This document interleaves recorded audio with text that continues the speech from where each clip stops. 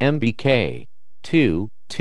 Sikhandi's Destiny. Chapter 2. Sikhandi's Destiny. As told by Bhishma, as you know, I long ago accepted a vow neither to occupy the throne nor to have children who could lay claim to it. My father, Shantanu, then married the beautiful Satyavati and had 2 sons, Chitrangada and Vichitraviraya. He died before his sons were grown and I was left as their protector. Chitrangada was killed in a battle with the Gandharva king, and Vichitraviraya was left sole heir to the throne. As he came of age, I thought it time to find him a wife. I heard that the king of Kashi had arranged a Swayamvara for his 3 daughters, Amba, Ambika and Ambalika. I decided to ride into Kashi on my chariot, prepared for battle.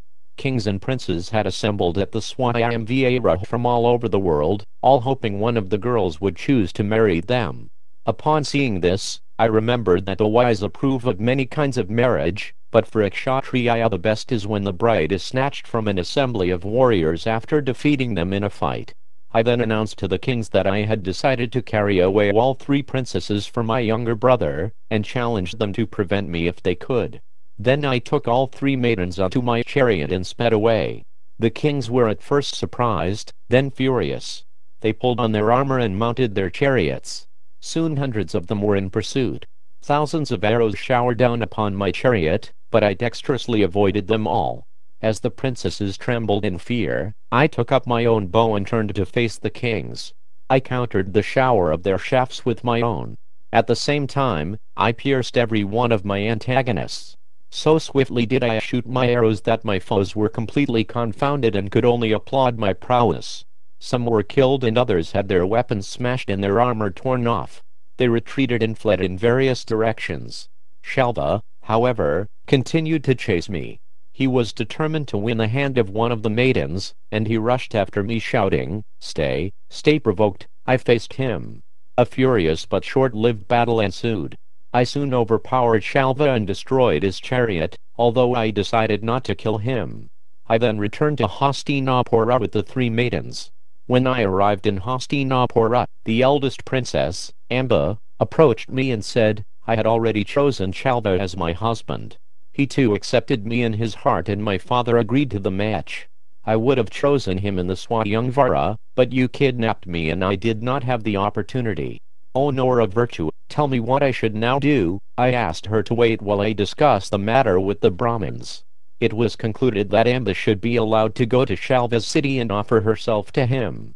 We gave her an escort of priests and maidservants, and sent her to Shalva. When he saw her, however, he said, O lady of fair complexion, I no longer desire to accept you as my wife, for you have already been taken by another. You were led away cheerfully by Bhishma before all the other kings. How can I, who must lay down the law for others, now accept you? You have been touched by another. According to holy books, I cannot now accept you as my wife. Amba tried to change Shalva's mind, pleading that she had not been happy to be kidnapped. She had gone to Shalva at the first opportunity. The king was adamant. He would not accept her. He told the disappointed princess to return to Hastinapura. Weeping like a Kshatriya, she thought, what woman in the world could fall into greater trouble than the predicament I now face? I have been robbed of my friends. Shalva has wronged me. Neither can I now return to Hastinapura, and neither can I go home in such shame and rejected by everyone. Reflecting on the cause of her troubles, Amba decided that I was to blame. She wanted revenge.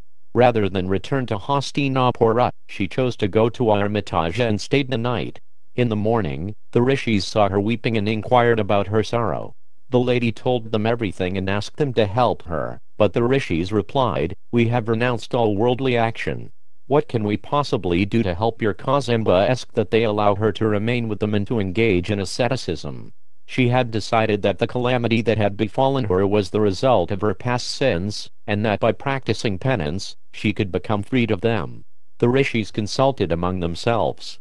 Some thought Shalva should have accepted her, while others proposed that I should marry her.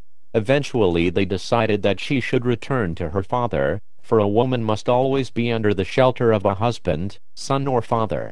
But Amba refused to go. She said she would never return to her father's city and suffer disgrace. While the rishis thus sat pondering about what to do, the royal sage Hare arrived at the hermitage. He took special pity on Amba because he happened to be her maternal grandfather. He became enraged that I had stolen her and thus ruined her life. With his lips trembling in anger he said, "O Amba, you have grieved enough. Do not go to your father's house, for that will only increase your grief. You should place your case before the great Parashurama. He is my good friend and well-wisher. For my sake he will surely remove your grief. Either he will convince Bhishma to accept you, or he will slay him in battle. Only this sage is powerful enough to do either." It so happened that Parashurama was due to arrive at the hermitage the next day. He arrived early in the morning, clad in black deerskins and surrounded by his disciples. With an axe over his shoulder and a bow in his hand, he was a frightening sight. Long matted locks hung down to his shoulders, and his eyes blazed like fire. After he had been properly received and worshipped by the other sages, he sat down with Hare and was told of Amba's plight. He called for her and said, "You are as dear to me as you are to Hare. Tell me what I should do for you. If you like, I can order Bhishma to accept you. If he will not, then I will consume him and all his ministers in battle. Or, if you prefer, I will order Shalva. Tell me your decision, O princess." Amba replied, "It seems that Bhishma is the cause of my present calamity. I think you should slay him. I have become so vengeful that I now wish only to bring about his death. O great sage, kill that covetous and mean-spirited man for my sake." Parashurama was reluctant to take up arms against me and said, "I will only use my weapons if the Brahmins request it. This is my vow.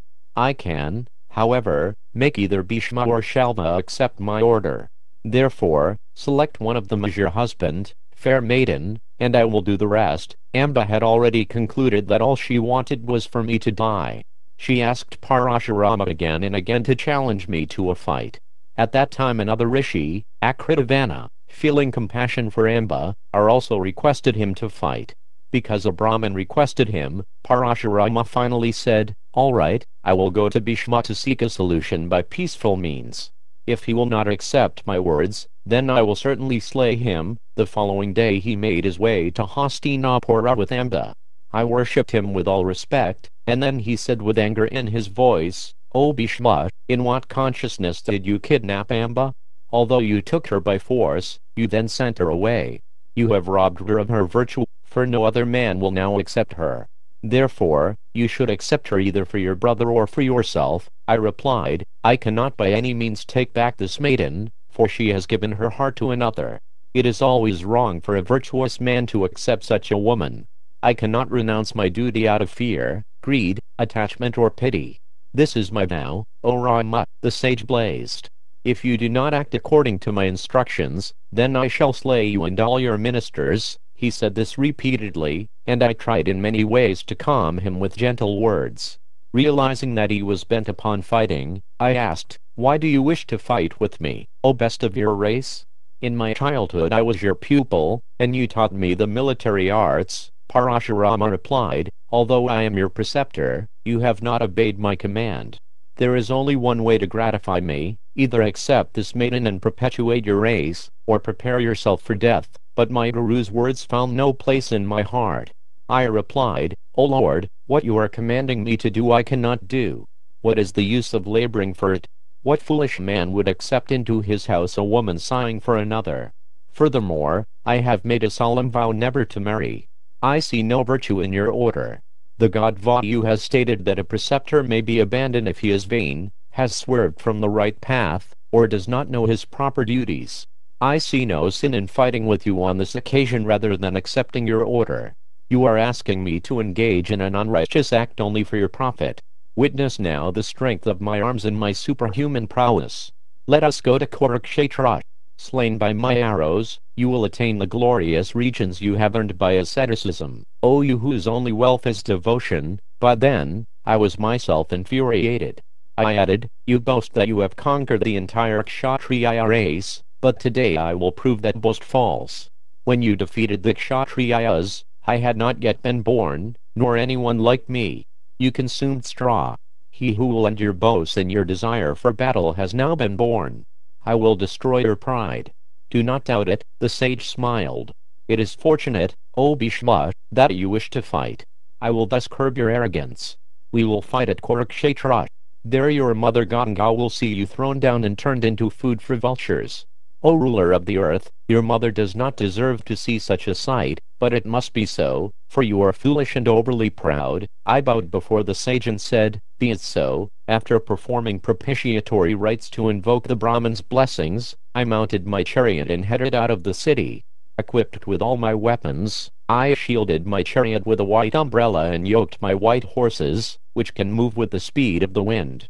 As I moved off, bards and singers eulogized me. I arrived at Kurukshetra and saw Rama waiting there, grasping his huge bow. Thousands of his followers were present, and around the battlefield stood numerous rishis. In the sky I saw the gods, headed by Indra.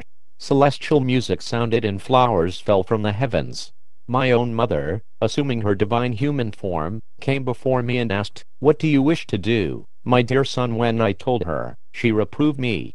You should not fight with a Brahmin. Do not fight Jamadani's son. His strength is equal to that of Shiva.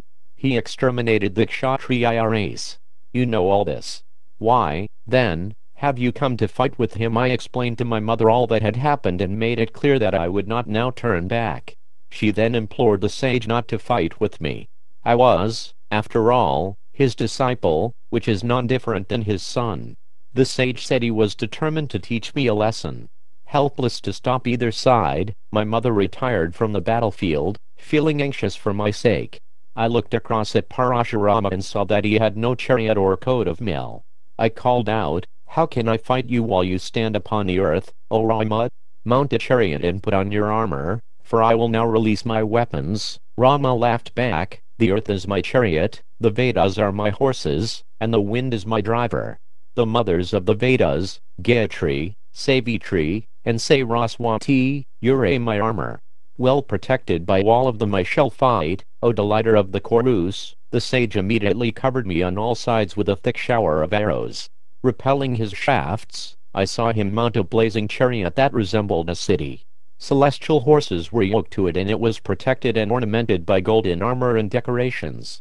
The chariot was wonderful to behold and had been created by his will. Clad in brilliant armor, he stood upon it looking like Yamaraja surrounded by the personified Astras. His disciple, Akritavana, who had requested him to fight, had become his charioteer, and he dexterously wheeled the chariot about as Rama now called out, Come. Come. I repelled another 2 showers of arrows. Then I dismounted my chariot. Putting down my weapons, I went over to the sage and prostrated myself on the ground. Whether you are my equal in battle or my superior, I will fight with you, my lord, even though you are my preceptor. Bless me that I may obtain victory. Rama smiled. O best of the Kurus, your behavior is proper and I am pleased by it. If you had not come to me in this way, I would have cursed you. I cannot bless you to gain victory since I myself want to vanquish you. Go and fight fairly and with patience, O hero. I returned to my chariot and blew my conch, signaling the start of the battle. Both of us hurled every kind of weapon at each other. Each desiring victory, we fought furiously.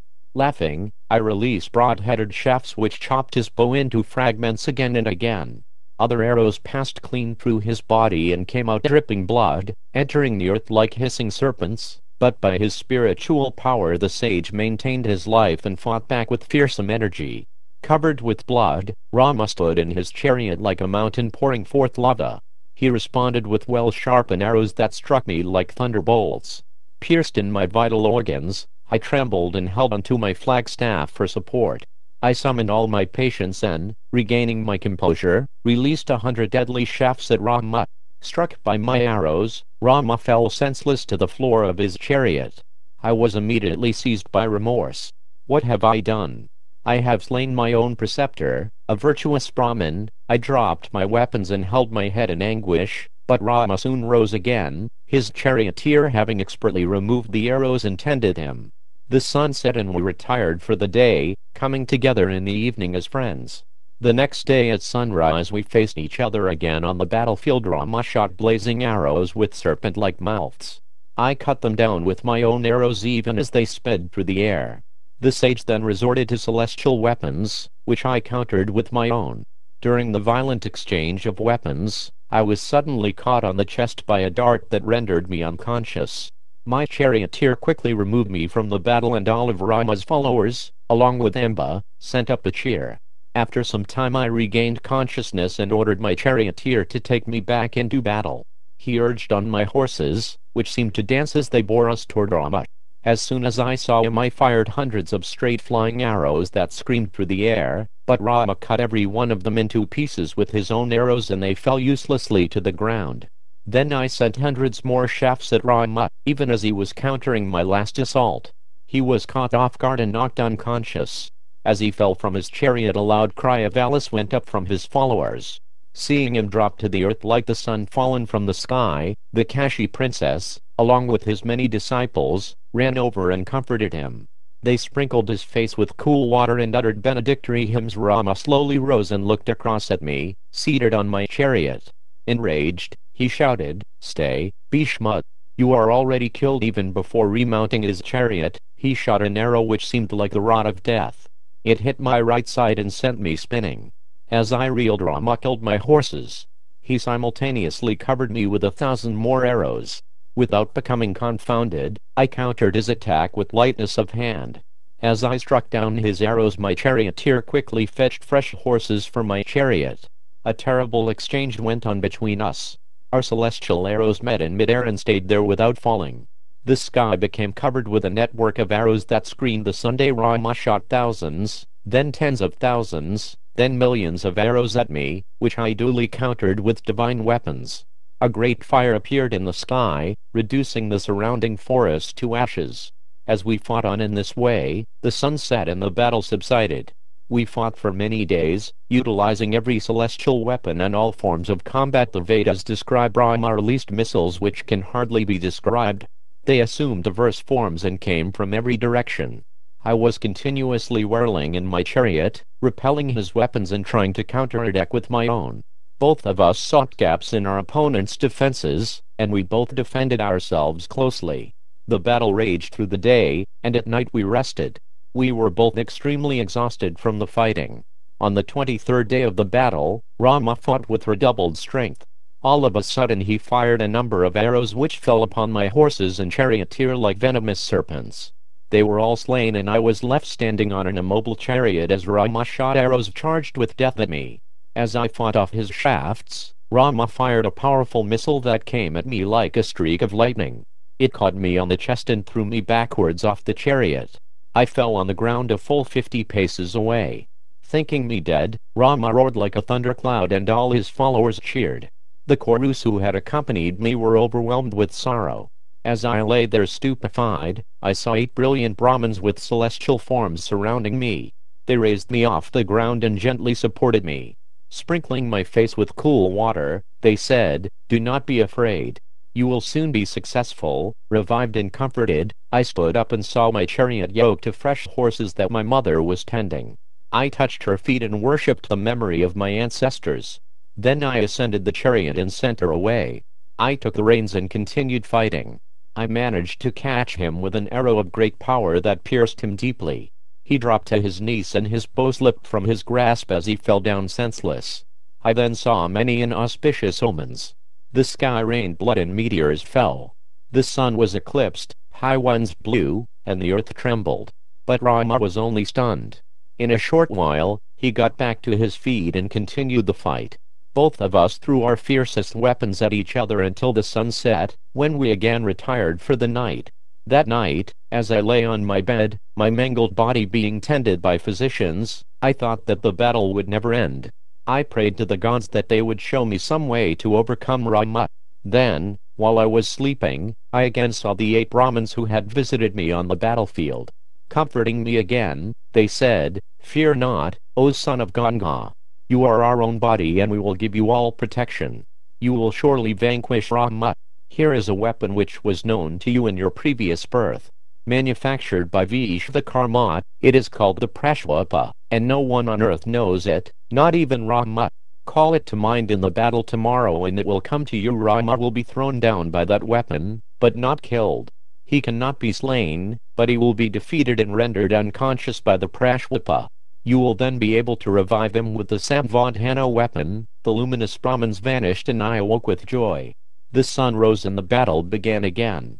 Encouraged by the celestial Brahmins, I was enlivened and fought with renewed energy. After a furious exchange of weapons I thought of the Prashwapa. The mantras suddenly appeared in my mind, but as they did I heard a tumultuous uproar of heavenly voices. "O Bhishma, do not release the Prashwapa missile." Disregarding them, I placed the weapon on my bow and aimed it at Rama. Suddenly, Narada Rishi appeared before me. "The gods are stationed in the sky and they forbid you to use this weapon. Rama is an ascetic, a Brahmin, and your preceptor. O son of Kuru, do not humiliate him by any means." As Narada spoke I again saw the 8 Brahmins in the heavens. They smiled and said, "O best among the Bharatas, obey Narada. This will benefit all creatures." Parashurama, seeing the irresistible Prashwapa upon my bow and not realizing that I had been forbidden to release it, shouted, "Alas, O Bhishma, I am vanquished," and he dropped his bow. His father, Jamadagni, along with other heavenly rishis, then came to him and ordered him to stop fighting.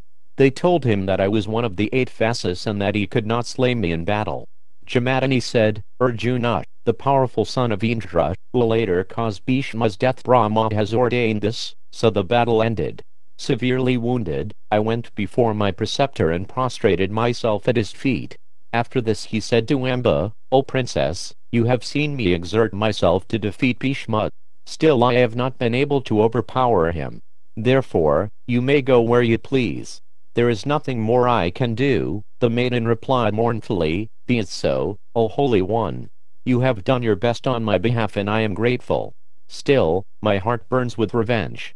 I will practice asceticism. In this way I will gain the power to personally bring about Bhishma's death." My preceptor was highly pleased with my prowess and he blessed me that I would be without any equal in battle. After Amba had bowed before him, he left with all his followers. Amba then entered the forest. She went to the Yamuna and performed severe penance. I knew everything because when I returned to Hastinapura I appointed men to watch over her constantly. They gave me regular reports. For 1 year she stood on the river bank without eating. Emaciated and rough-skinned, bronzed by the sun, her hair matted, she stood with hands upraised. After 1 year she broke her fast by eating a single dry leaf. Then she remained waist-deep in the water for another year, standing on 1 foot, fired with indignation. For 12 years she went on in this way. Neither her relatives nor anyone else could convince her to desist. Then she left the Yamuna and wandered at will, visiting the sacred hermitages of many rishis. All the while she continued her austerities, bathing 3 times daily, meditating silently, and fasting. Her appearance changed from gentle to fierce, and she began to glow with ascetic power. One day as she was bathing in the Ganges, my mother said, "Why do you perform such terrible penance?" O maiden, Amba replied, "I desire to destroy Bhishma, who is so powerful that not even Parashurama could defeat him. Thus I am set upon achieving insuperable power by my austerities." My ocean-going mother became angry upon hearing her words. "O lady, you act crookedly. You will not be able to attain your object because you are so weak. O daughter of Kashi, if you hold to your determination, I will curse you to become a terrible river in which the water flows in you only during the rainy season. May you be full of crocodiles and other fierce aquatics." After saying this and pretending to smile, my mother vanished, leaving Amba in her waters. Still, the princess did not desist. She performed even more severe austerities, abstaining from all food and water and controlling even her breathing. She wandered on, and when she arrived at Vatsabhumi, she fell down and began to run as a river. It is recorded that the river in Vatsabhumi runs only during the rainy season and is unapproachable due to its many crocodiles and dangerous fish. By merit of her austerities, however, only half of her body became a river while the other half continued as before. She went on with her asceticism, and after some time the rishis at Vatsabhumi approached her. They asked her what she desired, and when she had explained they said, "You should seek Mahādeva's favor, for that deity can fulfill any desire." Amba supplicated Shiva and he soon appeared before her asking to know her desire. When she asked the god for the power to kill me, he replied, "You will slay him." Amba then asked how it would be possible. Since she was a woman, Shiva replied, "My words can never be false." O blessed one, you will become a man and kill Bhishma in battle. You will remember all this in your next life.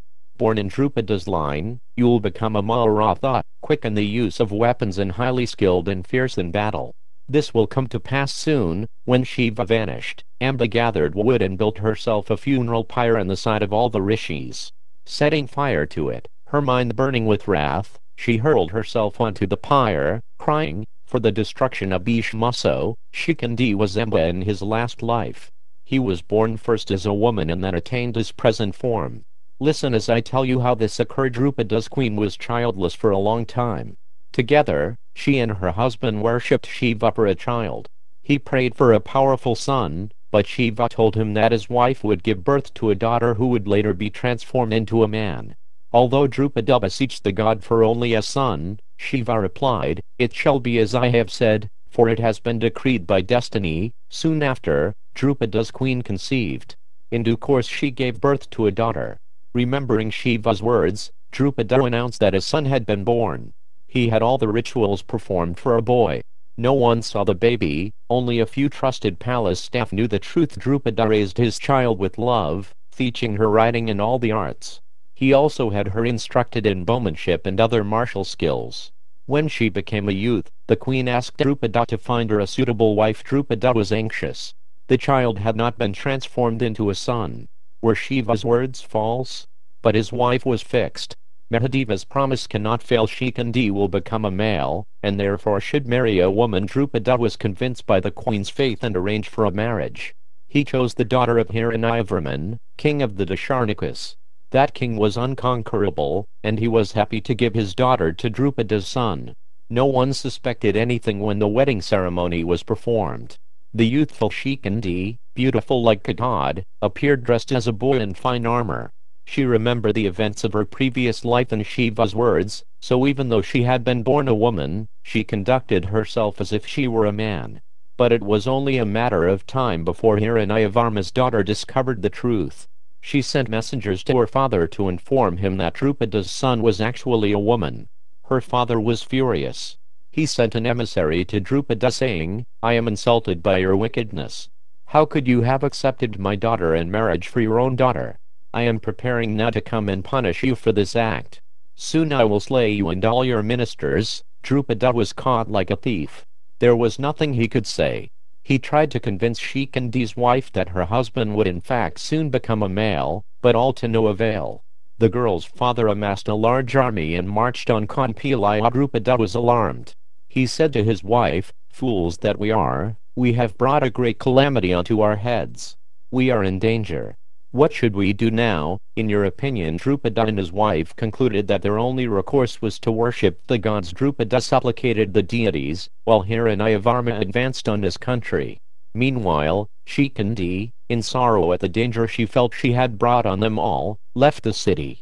Resolved to take her own life, she entered the forest in an area that was home to a powerful yaksha named Stuna.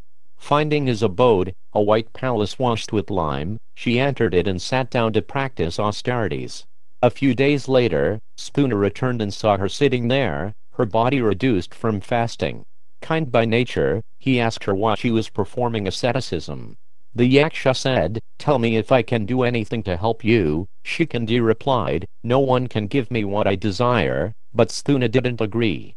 "I can surely give you whatever you wish, O princess.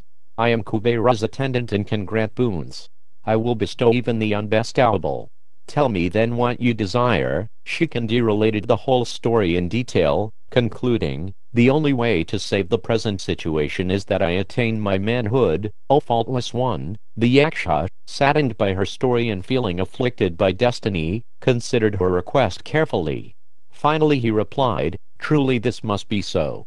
I will, however, make a condition.